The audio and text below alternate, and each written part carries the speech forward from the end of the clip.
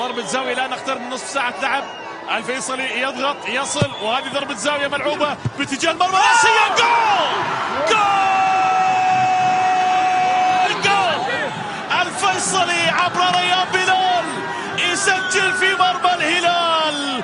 ريان بلال في مرمى الهلال، هدف أول للفيصلي، هدف أول لعمام سدير لأبناء حرمة عن طريق ريان بلال. ريان بلال بالراس، ضربة الجزاء الآن، الكل يصمت وفي انتظار الجول. جول جول! ناصر الشمراني جول.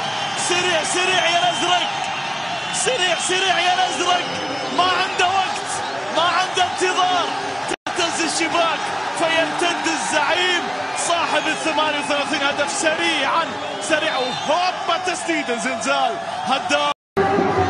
20 دقيقة باقي، الضربة الأولى عرضية متابعة، الله، ومرة ثانية بالراس. جول! تيجي يعني تيجي، تيجي يعني تيجي.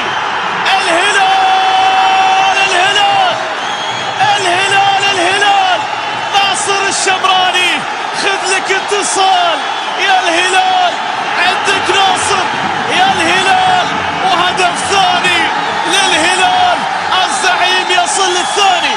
ناصر ناصر ناصر ناصر ناصر الشمراني الهداف، الفنان، اللعيب، الزلزال، وكرة تأتي وتجي يعني تجي، وشوف الرأسية من ناصر.